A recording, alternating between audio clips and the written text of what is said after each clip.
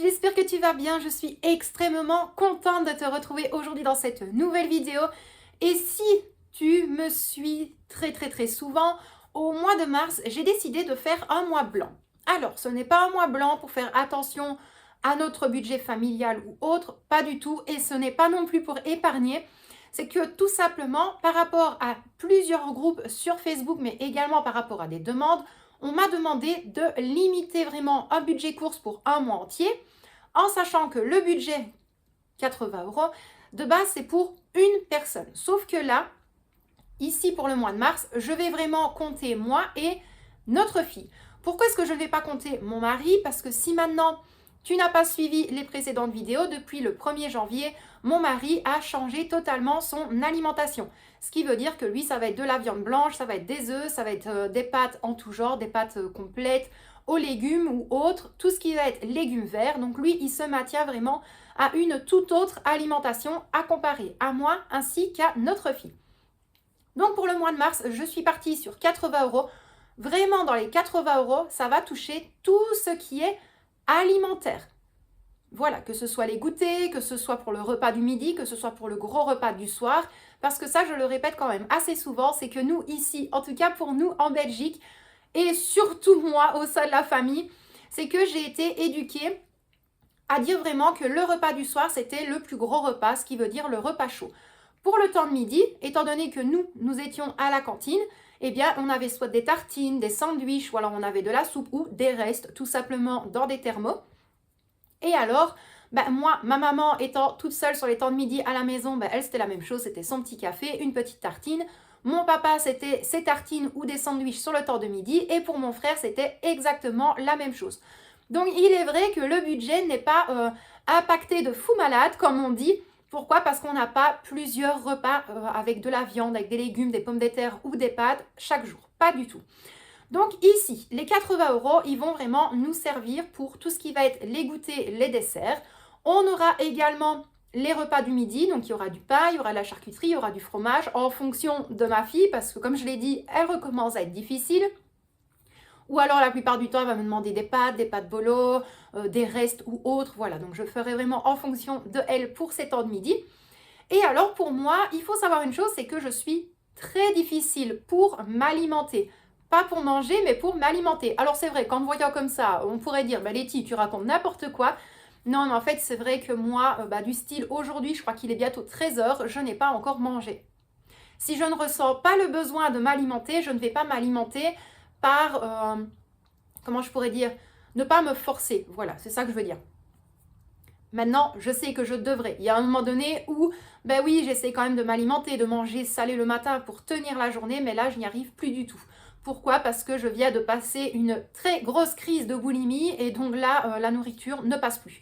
Donc le soir, c'est vraiment très minime. Bref, donc aujourd'hui, je vais vraiment te montrer plusieurs semaines d'idées repas par rapport avec ce budget-là, mais je vais également le tenir un petit peu plus longtemps sur l'année. Quand je dis sur l'année, c'est que je vais combler également le menu pour le mois d'avril. Comme ça, tu pourras avoir aussi des idées si tu as en manque d'idées pour tes menus, pour des idées repas ou autres. Donc moi, il faut savoir également une chose, c'est que ma liste d'idées repas, je ne vais pas forcément l'inscrire immédiatement sur mon menu. Pourquoi? Parce qu'il y a des fois où je le dis, un menu, il faut la plupart du temps en faire un et s'y tenir. Mais si maintenant, imaginons, tu as prévu des spaghettis bolognaise. On prend cet exemple-là, mais qu'au final, lorsque tu vas chercher ton hachis, le hachis n'est pas en promo, et peut-être que les filets de poulet sont d'une bonne promo, à ce moment-là, tu peux dire de modifier. Donc moi, oui, je me maintiens à une liste de courses, une liste de menus, une liste d'idées repas, mais malgré tout, lorsque je vais au niveau des magasins, des boucheries ou autres, c'est à ce moment-là que je peux modifier en me disant, tiens, finalement, j'avais prévu de faire du poulet au citron à cette date-là, je vais tout simplement enlever les spaghettis bolognaise et je vais faire du poulet au citron. Donc, c'est vrai que moi, je switch un petit peu entre plusieurs choses. Donc, je fais mon menu, je fais ma liste de courses, mais mon menu, c'est vraiment une base d'idées repas.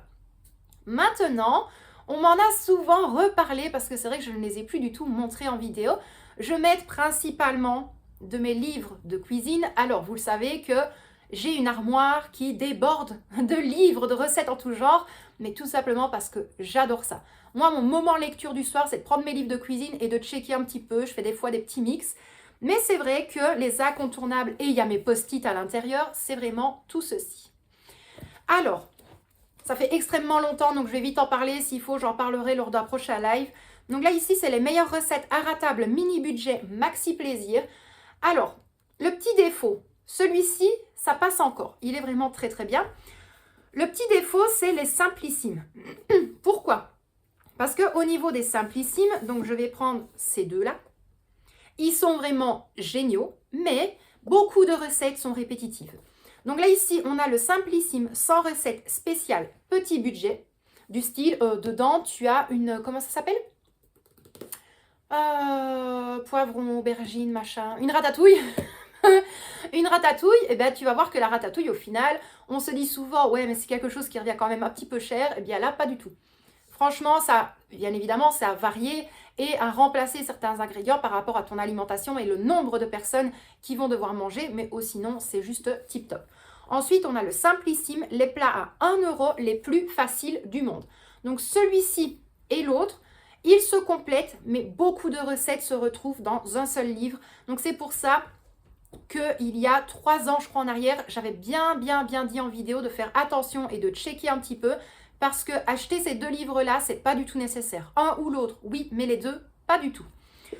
Ensuite, pour tout ce qui va être un petit peu côté sucré, j'ai le simplissime sans recette dessert express. Petit aparté, la collaboration, c'est ma carte de banque et mon portefeuille. J'ai pas du tout de collaboration avec des livres de cuisine, mais voilà, franchement, ceux-là, c'est des pépites. Donc, j'en reparlerai dans une prochaine vidéo ou lors d'un live. D'ailleurs, dis-le moi en commentaire parce que normalement, il devrait bientôt y avoir un live, peut-être ce soir.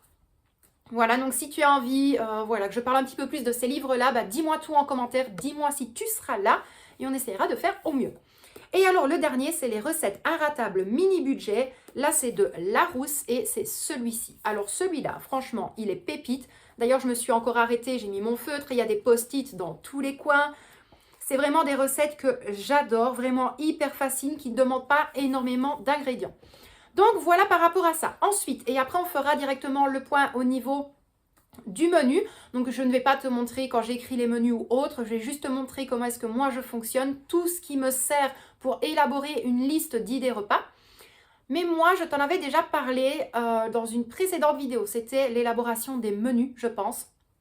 S'il faut ça, je referai une vidéo à part. C'est que moi, j'ai vraiment toutes des catégories repas par rapport au jour de la semaine. Alors, c'est pas nouveau, hein. Qu'on arrête parce que c'est pas nouveau du tout. Parce que des fois, on m'a dit, oui, mais ça, c'est pas nouveau. Mais je le sais que c'est pas nouveau. Ma maman le faisait aussi. Donc, voilà, c'est pas, on n'est pas né de la dernière pluie. Mais du style, par exemple, le lundi, c'est une base de pâtes, donc des spaghettis, des tagliatelles, peu importe. Le mardi, on va dire, par exemple, c'est une base de pommes de terre et de légumes. Le mercredi, c'est un plat végétarien. Le jeudi, c'est des plats en sauce. Le vendredi, ben, ça peut être du poisson. C'est vrai que nous, c'était principalement le vendredi, le jour du poisson. Le samedi, ben là, c'est un petit peu, nous en tout cas, soit ça va être avec du riz. Voilà, c'est un petit peu, ou alors la cuisine du monde, comme on dit. Et alors les dimanches, c'est toujours les jours de relâche parce que les dimanches, c'est un timing ultra serré. Même si je ne travaille pas, je peux te l'assurer qu'entre les réseaux, entre tout, entre la gestion, bref, je n'ai pas un dimanche de tranquille. Donc les dimanches, c'est un petit peu plus de relâche, un petit peu plus aussi de tout ce qui va être fast-food. Fast-food maison, pareil, je te remets quand même la vidéo dans le petit i, comme ça tu peux voir. Et en plus, je crois qu'elle date il y a 11 mois de ça. Et il y en avait une précédente qui date il y a plus d'1 an. Mais du style, ça va être des hamburgers maison. Pardon, des hamburgers maison. Donc là, par exemple, je vais vraiment faire ma viande hachée, donc mon steak moi-même. Je peux faire également des hamburgers de poulet. Je peux faire des hamburgers de poisson. Ensuite, je peux également réaliser des fish and chips. Il va y avoir des tacos, il va y avoir des pizzas, il va y avoir des calzones. Je peux faire aussi un plat, moi je dis mexicain, c'est pas vraiment ça, mais en fait c'est avec des nachos. Ou alors je prends une tortilla, je la découpe vraiment en forme de triangle et je les passe au air fryer. Et alors sur le dessus, je mets une petite sauce salsa que je vais faire maison, un petit peu de cheddar, ça passe au four et franchement on mange à la béquée, c'est super bon. Mais voilà, le dimanche c'est vraiment le jour de relâche. Maintenant, Ce qu'il y a aussi et que j'essaye de placer lorsque je sais qu'il va y avoir les courses, si on fait les courses le matin, ça va. J'ai largement le temps de rentrer, de filmer le retour de course, de ranger, d'optimiser mes morceaux de viande, mes légumes. Mais il y a des fois où voilà, notre timing et notre emploi du temps fait qu'on va plus y aller soit fin d'après-midi ou vraiment en début de soirée. Et là, c'est la galère totale. Donc, ce que je fais, et je sais que je vais me faire taper sur les doigts, mais voilà, c'est pas nouveau non plus, c'est que soit on va prendre un plat vite fait au niveau du magasin, une pizza rapide, si maintenant j'ai rien dans le congélateur, ou alors oui, on va acheter un petit truc à part en plus pour dire voilà, on va rentrer, on a juste à mettre les pieds sous la table et manger. Ça va éviter de commencer à éplucher, à cuisiner, à avoir la vaisselle après. Et en plus, la plupart du temps maintenant, soit les courses vont être faites le samedi ou le dimanche, en fonction de. Et de temps en temps, de l'appoint le jeudi, ça c'est plus pour mon mari. Parce qu'arrivé en milieu de semaine, là il est quand même obligé de refaire un petit réassort au niveau de ses viandes pour la semaine qui suit. Donc voilà un petit peu pour tout le petit blabla de ce début de vidéo. Donc là ici, on va se retrouver au niveau de la salle à manger. Ce sera beaucoup plus simple parce que je te l'avais dit, Victoria avait fait le puzzle sur son bureau. Elle l'a redéfait et elle est en train de le refaire. Donc je n'ai toujours pas de bureau dans l'immédiat, mais le bureau arrive très vite. Donc je suis hyper contente. Allez, c'est parti, let's go, on se retrouve dans la salle à manger. Je vais te montrer un visuel vraiment de toutes mes idées repas. Si j'y arrive, si j'y pense, je te mettrai un récapitulatif, soit dans la description de la vidéo, ou alors en premier commentaire. Si tu n'as rien, c'est que j'ai eu la flemme. Voilà, je te le dis honnêtement. Parce que entre filmer, écrire, ça passe, mais alors retaper tout à la main, voilà, je préfère être honnête. Franchement, j'aurais peut-être pas l'envie et j'aurais peut-être pas la force de le faire, surtout dans l'immédiat.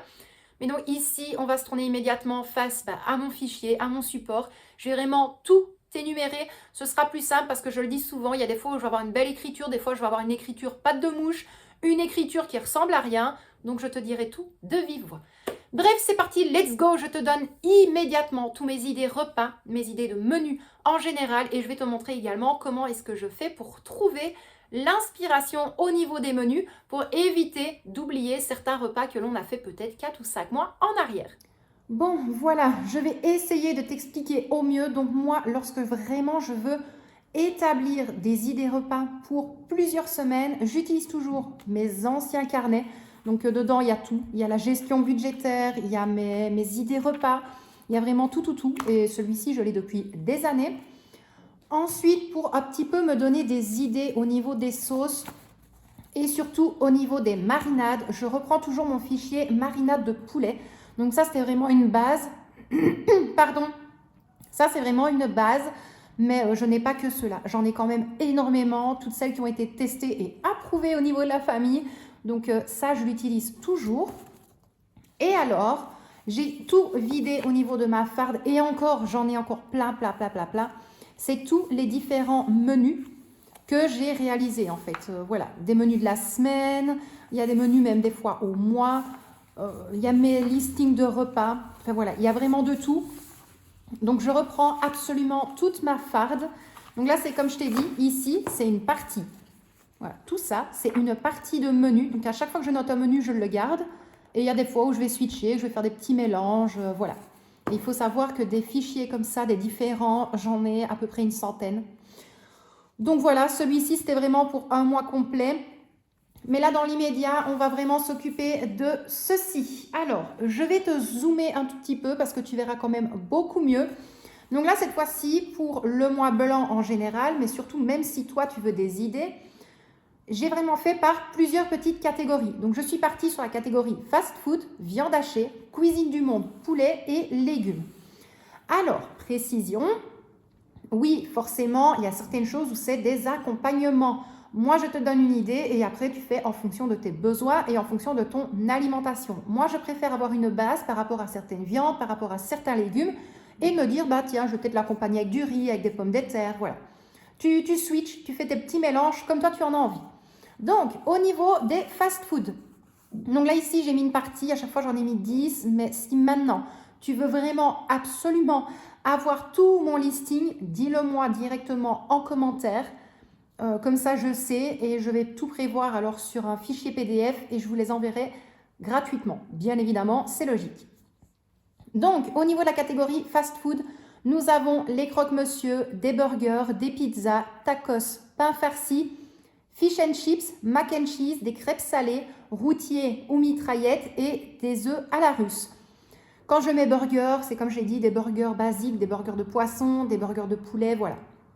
Je ne vais pas te mettre par exemple toutes mes intitulés de pizza, tous les intitulés de tacos parce que encore une fois c'est mes propres mélanges. Mais donc voilà pour les fast-food. Ensuite, avec comme base de la viande hachée. Donc nous avons des pâtes bolo, des raviolis, du hachis parmentier, choux farcis, légumes farcis. Donc ça peut être des tomates, des courgettes, des oignons, des champignons, des poivrons. Voilà, tu fais vraiment comme toi tu aimes. Des macaronis cheeseburger, des boulets sauce tomate ou sauce liégeoise, pain de viande, chili con carne et des boulets nid d'oiseau. Alors, les boulets nid d'oiseau, ici, c'est tout simplement des boulets de viande hachée et en fait, à l'intérieur, avant la cuisson, forcément, je vais placer un œuf cuit dur. Je vais vraiment cuire le tout après, mais franchement, ça c'est super bon. Donc, si tu ne connais pas ou si l'intitulé ne te dit rien, dis-le moi et je te le montrerai en vidéo. Ensuite, au niveau de la cuisine du monde, nous avons couscous, tagine, quesadillas, tortilla, bœuf sauté au brocoli, chicon gratin, donc des endives au gratin, du riz biryani, des nachos mexicains, moussaka et shakshuka. Pareil, ça j'en ai encore plein, mais sinon la vidéo va être beaucoup trop longue. Avec comme base du poulet. Donc là ici, poulet au citron, crème champignon, sauce poivre, façon Orloff, à la grecque, provençale, aux olives, à la toscane, laqué miel soja et aigre doux. Et pour terminer, la catégorie légumes. Donc là, nous avons carottes à la crème, brocoli aux oignons, légumes grillés, bouillon de gros légumes, blanquette de légumes, poêlée de légumes, une ratatouille, des poireaux à la crème, gratin de chou-fleur, chou rouge aux pommes.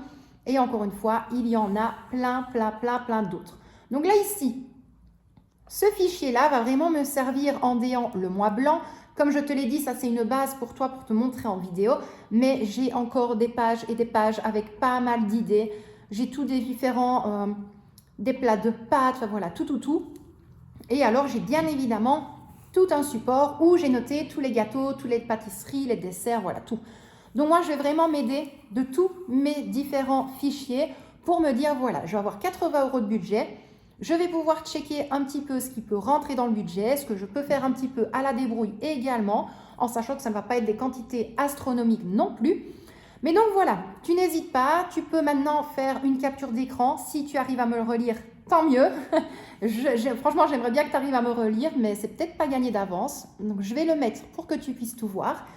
Donc voilà pour ça. Moi, je te retrouve immédiatement face caméra.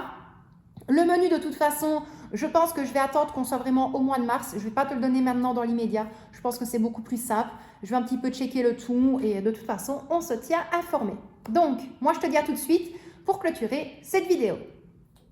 Donc voilà, j'espère que la vidéo t'a plu malgré tout. N'hésite pas à me dire en commentaire. D'ailleurs, si tu es arrivé jusqu'au bout de cette vidéo, dis-moi un petit peu en commentaire si toi, tu fais uniquement ta liste de courses par rapport à ton menu ou alors si tu prends par exemple 2 semaines d'idées repas comme moi je fais à l'instant même ou avant et si à ce moment-là tu préfères profiter de promos lors de tes courses ou si vraiment tu te maintiens et tu te tiens à jour au niveau du menu.